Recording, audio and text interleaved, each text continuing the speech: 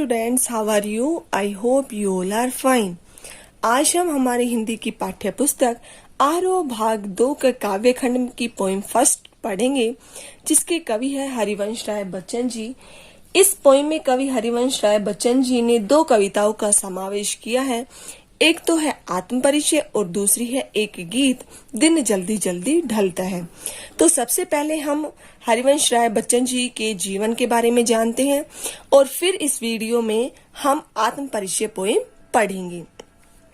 हरिवंश राय बच्चन जी का जन्म 1907 में इलाहाबाद प्रयाग के एक कायस्थ परिवार में हुआ।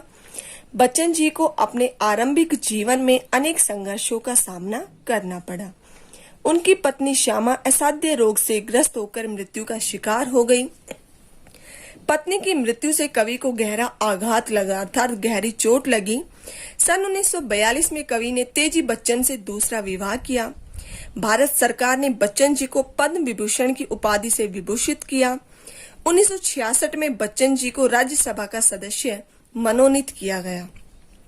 तो बच्चों, यहाँ आपके बोर्ड एग्जाम के लिए 4 प्रश्न बन चुके हैं, जो बोर्ड एग्जाम है उसमें आपसे बार बार पूछे जाते हैं और बहुत ही इम्पोर्टेंट है। एक तो हरिवंश राय बच्चन जी की पहली पत्नी का क्या नाम था? श्यामा। उन्होंने दूसरा विवाह कब व किसके साथ किया? 1942 में तेजी बच्चन के साथ। तो उनकी दूसरी पत्नी का नाम क्या हुआ? तेजी बच्चन जी। भारत सरकार ने उन्हें किस उपाधि से सम्मानित किया, विभूषित किया? पद्म विभूषण। और 4th क्वेश्चन है कि बच्चन जी को राज्यसभा का सदस्य कब मनोनीत किया गया? तो सन 1966 में। तो आप इन चारों प्रश्नों पर अच्छे से गौर कीजिएगा, ये आपके बोर्ड एग्जाम में बार बार पूछे जाते हैं। बच्चों, शुरू करते हैं हम हमारी पोएम आत्म परिचय। इस कविता में कवि हरिवंश राय बच्चन ने अपने प्रेममय व्यक्तित्व पर स्वयं प्रकाश डाला है। आत्म परिचय अर्थात स्वयं के बारे में स्वयं द्वारा ही कुछ लिखा जाना। इसके द्वारा कवि ने अपने अंतर्मन का परिचय दिया है। उनकी समाज के प्रति, लोगों के प्रति, देश के प्रति उनकी मनोवेदनाएं कैसी हैं, वे इस कविता में अपने और संसार के मध्य के रिश्तों की विवेचना करते हैं। प्रिय के प्रेम ने उनके अंतर्मन को स्पर्श किया है और फिर चिर वियोग हो गया। कवि की सांसों में अपने प्रिय की यादें बसी हैं। लोग दुनियादारी में संलिप्त रहते हैं, लेकिन हरिवंश राय बच्चन जी प्रिय की यादों में खोए रहते हैं। उन्हें प्रेम के बिना संसार अधूरा लगता है। कवि हरिवंश राय बच्चन जी का मानना है कि प्रेम की वेदी पर राजप्रासाद अर्थात राजाओं के महल तक न्योछावर हो जाते हैं। वे स्वयं को कवि स्वीकार न करके बल्कि मग्न हृदय वाला प्रेमी स्वीकार करते हैं। उनका मानना है कि इस संसार में प्रेम ही ऐसा प्रधान तत्व है जिसे प्राप्त करके लोग स्वयं ही श्रद्धा से झुक जाते हैं। मैं जग जीवन का भार लिए फिरता हूँ, फिर भी जीवन में प्यार लिए फिरता हूँ। कर दिया किसी ने झंकृत जिनको छूकर, मैं सांसों के 2 तार लिए फिरता हूँ। मैं जग जीवन अर्थात जग अर्थात संसार, जीवन जो सांसारिक गतिविधियां हैं का भार बोझ लिए फिरता हूँ। कवि कहता है कि मेरा जीवन सांसारिक बाधाओं और कष्टों के बोझ से दबा हुआ है, लेकिन फिर भी जीवन में प्यार लिए फिरता हूँ।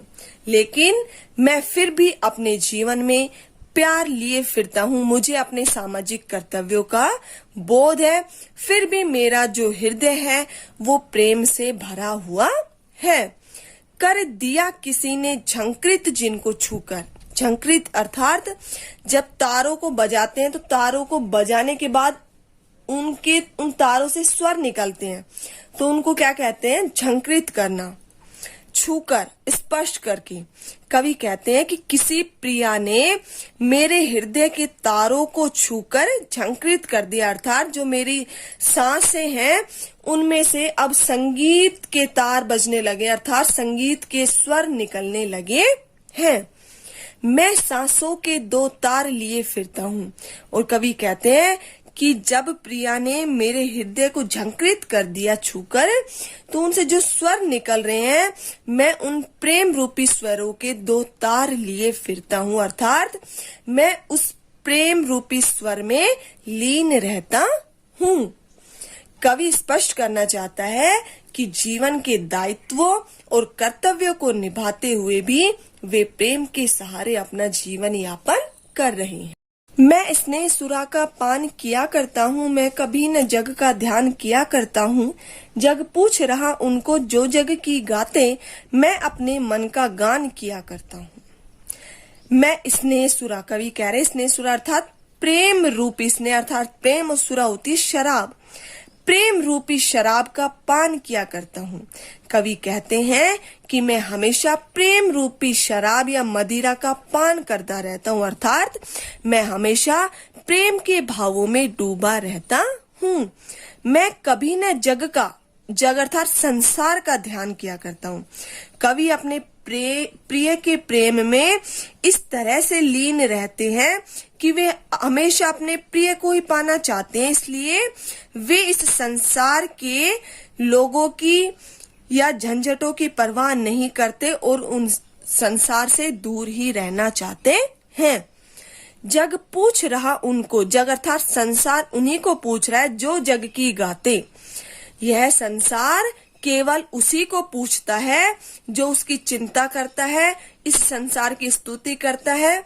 यहाँ कवि क्या कहना चाहता है कि सांसारिक प्राणी केवल उसी व्यक्ति को महत्व देते हैं जो अपनी कविताओं में सांसारिक बातों का वर्णन करते हैं, अर्थात जो लोगों को क्या करते हैं, लोगों की स्तुति करते हैं।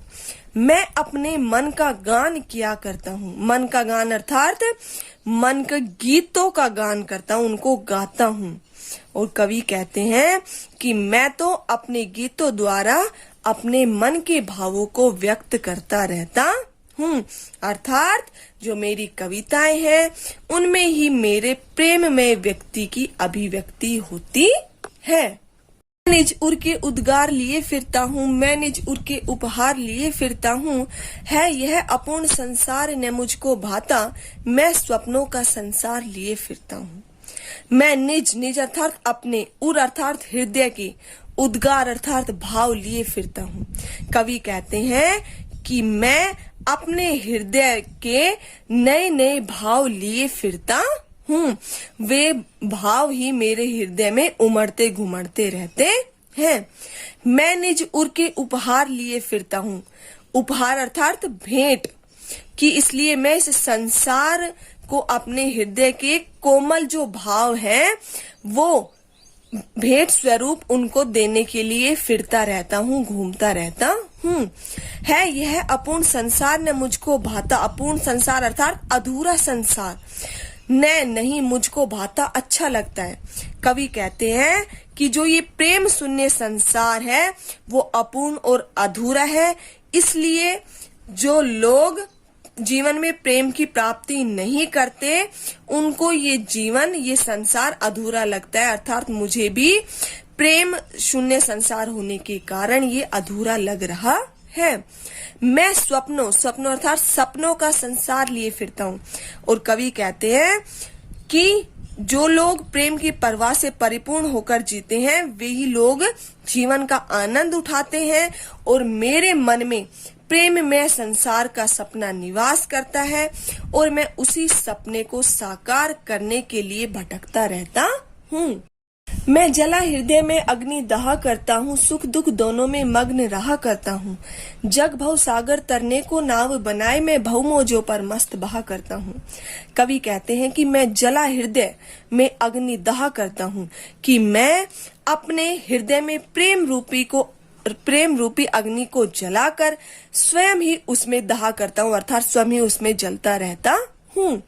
सुख दुख दोनों में मग्न रहा करता हूँ। कवि कहते हैं कि मेरे जीवन में भले ही कैसी भी बाधाएं आ जाए, मैं सुख और दुख दोनों में ही मग्न रहा करता हूँ, अर्थात मस्त रहता हूँ। जग संसार भव सागर, संसार रूपी सागर तरने को नाव बनाए। कवि कहते हैं कि लोग इस संसार को मुसीबतों का सागर कहते हैं और उससे पार उतरने के लिए कोई ना कोई माध्यम अपनाते रहते हैं, कोई ना कोई नाव बनाते रहते हैं, लेकिन मैं भवमोजों पर मस्त बहा करता हूँ। भवमोजों से क्या अभिप्राय है कि संसार रूपी सागर का किनारा। कवि कहते हैं कि संसार के आकर्षणों में उसकी कोई रुचि नहीं है, वह संसार में प्रवेश ही नहीं करना चाहता। सांसारिक विषय वासनाओं को त्याग कर ही वह प्रेम का सच्चा आनंद प्राप्त करना चाहता है। अर्थात कवि प्रेम रूपी नाव के द्वारा ही सांसारिक बाधाओं को पार कर लेना चाहता है। मैं यौवन का उन्माद लिए फिरता हूँ, उन्मादों में अवसाद लिए फिरता हूँ, जो मुझको बाहर हंसा रुलाती, भीतर मैं हाय किसी की याद लिए फिरता हूँ। कवि कहते हैं कि मैं यौवन अर्थात जवानी का उन्माद मस्ती लिए फिरता हूँ। कवि कहते हैं कि मेरे जीवन में जो जवानी की एक मस्ती है और उस मस्ती में मैं अपने प्रिया को मिलने के लिए व्याकुल रहता हूँ।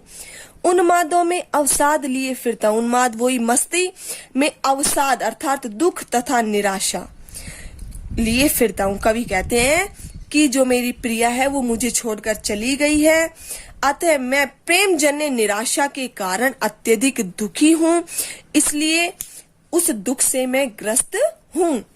जो मुझको बाहर हंसा रुलाती, भीतर वियोगावस्था के कारण मेरे अंदर निराशा और दुख के भाव उत्पन्न हो गए हैं। मैं लोगों के सामने तो हमेशा हंसता रहता हूँ बाहर से, लेकिन वो जो वियोग की पीड़ा है, मेरी प्रिया जो मुझे छोड़कर चली गई है, उसकी पीड़ा मुझे हमेशा अंदर से भीतर से रुलाती रहती है। मैं हाय किसी की याद लिए फिरता हूँ। कवि कहते हैं कि मेरे मन में प्रिया की याद ऐसे समा चुकी है जैसे कि मैं उसे याद करके मन ही मन रोता रहता हूँ। कर यत्न मिटे सब, सत्य किसी ने जाना, नादान वही है हाय जहाँ पर दाना। फिर मूढ़ ने क्या जग, जो इस पर भी सीखे, मैं सीख रहा हूँ सीखा ज्ञान भुलाना।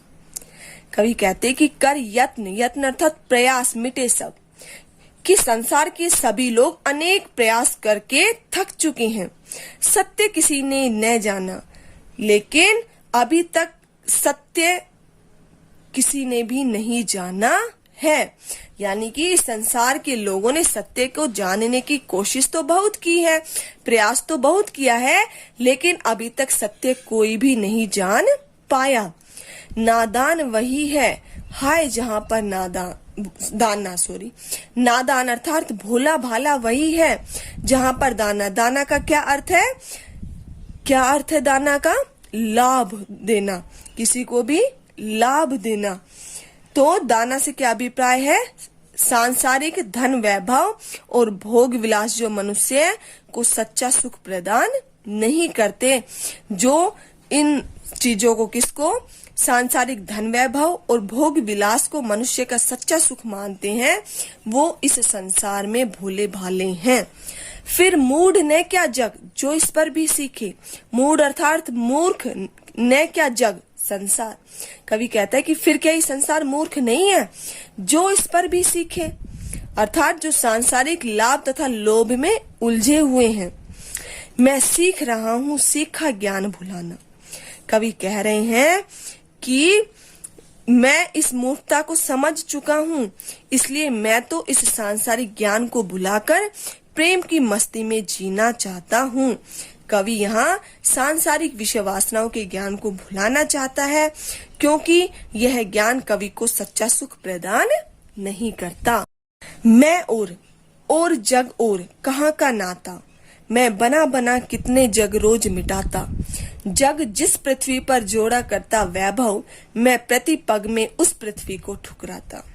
कवि कहते हैं कि मैं और जग और अर्थात संसार के लोग हैं, वो कवि की भावनाओं को समझ नहीं पाते। सांसारिक प्राणी हमेशा धन संपत्ति के पीछे भागते रहते हैं, लेकिन जो कवि होते हैं वो प्रेम और प्यार के संसार में हमेशा खोया रहता है।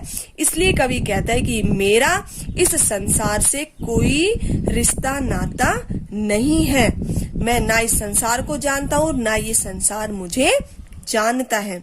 मैं बना बना कितने जग रोज मिटाता, मैं प्रतिदिन न जाने कितने ही ऐसे संसार बनाता हूँ और न जाने कितने ही ऐसे संसार मिटा डालता हूँ। क्यों? क्योंकि मैं हमेशा कल्पनाओं में रहता हूँ। जग जिस पृथ्वी पर जोड़ा करता वैभव, जग अर्थात संसार, वैभव अर्थात धन संपत्ति। कवि कह रहे हैं कि इस संसार के लोग जिस पृथ्वी पर धन संपत्ति को एकत्रित करने में, उनका संग्रह करने में लगे हुए हैं, मैं प्रत्येक पग से या कदम से उस पृथ्वी को ठुकराता, कि मैं हर कदम से उस धन वैभव में लगे हुए इस संसार को ठुकराता हुआ चलता हूँ। क्यों? क्योंकि कवि प्रेम और प्यार में विश्वास करने वाले हैं, लेकिन इस संसार के लोग क्या है, धन वैभव के संग्रह में लगे हुए हैं। इसलिए कवि और संसार के लक्ष्य अलग अलग है। मैं निज रोदन में राग लिए फिरता हूँ, शीतल वाणी में आग लिए फिरता हूँ, हो जिस पर भूपों के प्रासाद निछावर, मैं वह खंडर का भाग लिए फिरता हूँ। कवि कहते हैं कि मैं निज अर्थात अपने रोदन, रोने में राग प्रेम लिए फिरता हूँ। कवि कहते हैं कि जो मेरे रोने में, मैं अपने रोने में प्रेम रूपी राग अर्थात प्रेम रूपी गीत को लिए फिरता हूँ, और मैं अपने गीत में प्रेम रूपी या प्रेम के आंसू बहाते रहता हूँ।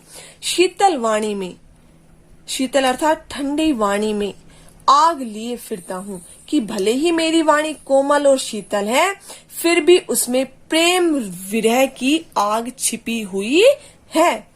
हो जिस पर भूपों के, भूप अर्थात राजाओं के प्रासाद, महल, निछावर, न्योछावर। कवि कहते हैं कि बड़े बड़े राजा भी प्रेम के लिए अपना सब कुछ त्याग देते हैं, अर्थात यहाँ तक कि वे अपनी प्रिया को पाने के लिए राजगद्दी भी छोड़ देते हैं, उस महल को भी न्योछावर कर देते हैं। मैं वह खंडर का भाग लिए फिरता हूँ। खंडर का भाग अर्थात जिस प्रकार महल टूट कर क्या हो जाता है, टूटने के बाद वो खंडर हो जाता है, तो कवि कहते हैं कि उसी प्रकार जो कवि का प्रेम रूपी महल है वो भी टूट चुका है। अब उसके हृदय में केवल उसकी प्रिया की यादें ही बसी है। मैं अपनी इस विरह भावना से अत्यधिक प्रेम करता हूँ और इस खंडर के भाग को ही अपने हृदय के अंदर लिए फिरता हूँ। मैं रोया इसको तुम कहते हो गाना, मैं फूट पड़ा तुम कहते छंद बनाना, क्यों कवि कहकर संसार मुझे अपनाए, मैं दुनिया का हूँ एक नया दीवाना। कवि यहाँ कहते हैं कि मैं रोया, कि मैं रो रहा हूँ, किस लिए? इसको तुम कहते हो गाना, कि मैं जो मेरी कविताएं हैं मैं उनमें रो रहा हूँ, अर्थात अपनी विरह वेदना को व्यक्त कर रहा हूँ, और उस विरह वेदना को तुम गाना कह रहे हो, अर्थात मेरी कविता को तुम गीत कह रहे हो। मैं फूट पड़ा, फूट पड़ना अर्थात रो पड़ा हूँ अत्यधिक आवेग में आकर। तुम कहते हो छंद बनाना, अर्थात कविता लिखना। कवि कहते हैं कि प्रेम की निराशा के कारण मेरी भावनाएं अत्यधिक आवेग के साथ व्यक्त हो रही है, लेकिन तुम इसे कविता बनाना कह रहे हो, छंद बनाना कह रहे हो। क्यों कवि कहकर संसार मुझे अपनाए? और कवि हरिवंश राय बच्चन जी संसार के लोगों से प्रश्न करते हैं कि क्यों इस संसार के लोग मुझे कवि कहकर अपनाते हैं, बल्कि मैं तो क्या हूँ, दुनिया का हूँ एक नया दीवाना। कवि स्वयं को नया दीवाना इसलिए कह रहे हैं क्योंकि उनके हृदय में प्रेम की मस्ती है और अपने गीतों द्वारा प्रेममयी भावनाओं को वो व्यक्त कर रहे हैं। इसलिए कवि कहते हैं कि मेरे हृदय में प्रेम की मस्ती भरी हुई है और मैं तो प्रेम का दीवाना हूँ।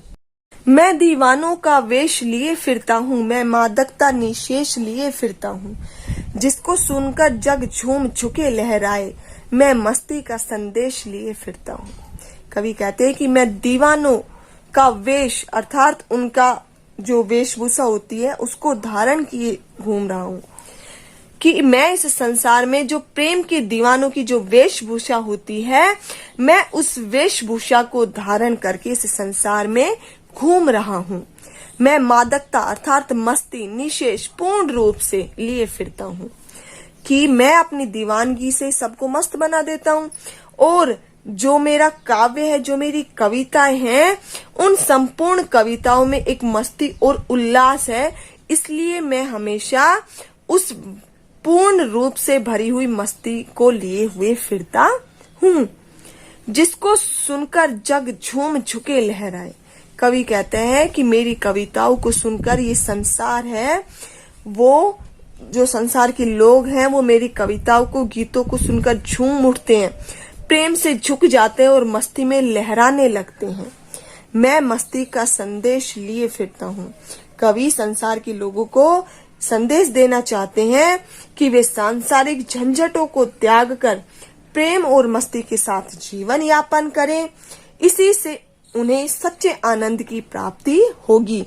इसलिए कवि कहते हैं कि मैं अपने पाठ को, अर्थात जो मेरी कविताओं को पढ़ रहे हैं, मैं उनको मस्ती का संदेश देना चाहता हूँ।